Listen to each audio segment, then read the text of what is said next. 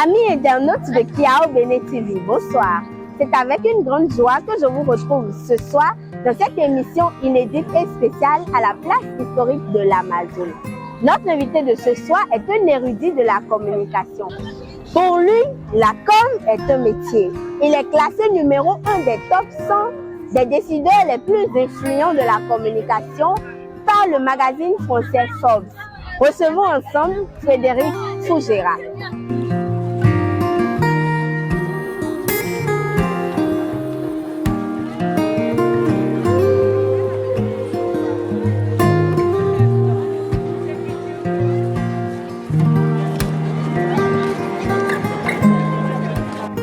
Bonsoir Belle Rose. J'espère que tu vas bien. Je vais super bien. Très heureuse de te retrouver dans notre émission.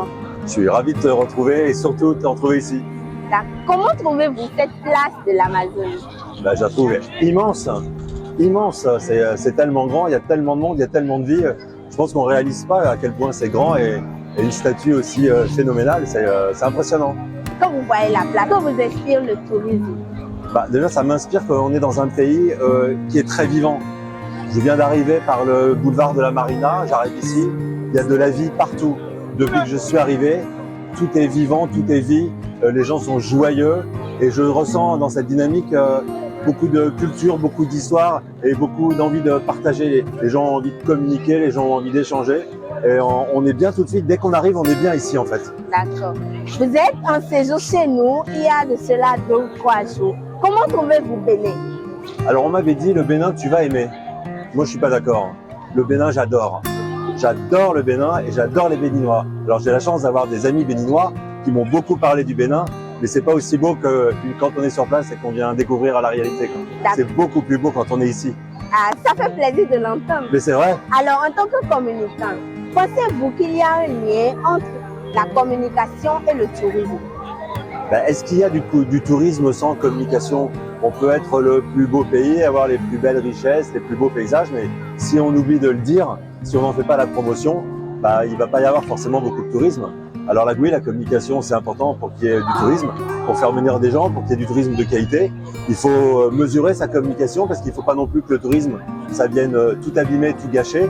Mais bon là, je pense qu'il faut quand même faire venir des gens, il faut que les gens connaissent le Bénin et connaissent Cotonou et connaissent le lac d'Aémé que j'ai vu hier. Il y a vraiment beaucoup de choses. Les plages, magnifiques. Il faut venir au Bénin. Alors, selon vous, comment peut-on faire la promotion de ce tourisme? Comment peut-on communiquer autour de ce tourisme? Il y a peut-être différentes façons de communiquer, mais je pense qu'il faut montrer la vie, il faut montrer les gens.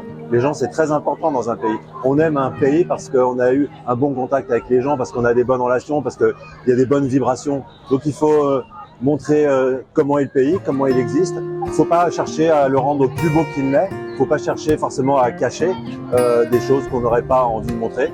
Mais il faut être transparent, mais il faut être valorisant. La communication, c'est valoriser, c'est promouvoir. Et puis il faut le faire savoir. Il faut le faire savoir aux jeunes, aux anciens, aux retraités, aux sportifs. Actuellement, il y a un championnat du monde de pétanque. Est-ce que les joueurs de pétanque savent qu'ils peuvent venir jouer à la pétanque au Bénin? Je ne sais pas.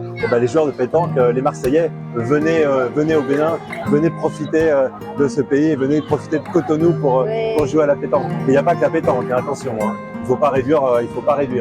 Il y a aussi de la gastronomie. Moi, j'ai mangé, mais très bien. Quel a été votre plat coup de cœur ici au Bénin? À Loco. À Loco, c'est trop facile. Mais non, à Loco, si vous mangez ça chez vous, quel a été le plat de chez nous? Mais on ne sait pas le faire en France. On ne mange pas ça du tout. Mais non, il y a qu'ici que c'est très bon. Ou en tout cas, il faut que ce soit fait par un Africain. Regardez comment la statuette, elle est géante. Qu'est-ce que vous en pensez? Est-ce que de loin, vous vous êtes dit que ça allait être aussi géant, aussi énorme? Comment vous trouvez le fait d'être ici? Qu'est-ce que vous ressentez? Moi, je ressens la puissance de ce que représente Amazone. Alors, on m'a dit que le Bénin, c'était le pays du vaudou. Et à certains, ça fait un peu peur. Mais quand je vois les Amazones, quand je sais que ce sont des soldats d'élite, des guerrières très fortes, très puissantes, alors je me sens très en sécurité. Le vaudou ne me fait pas peur. Moi, j'ai confiance dans les Amazones.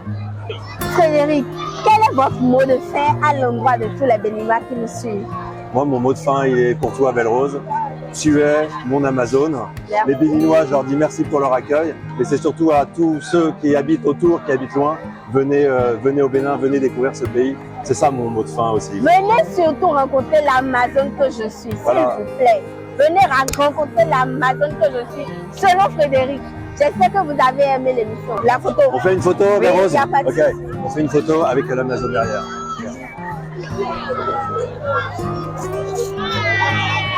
Magnifique, non?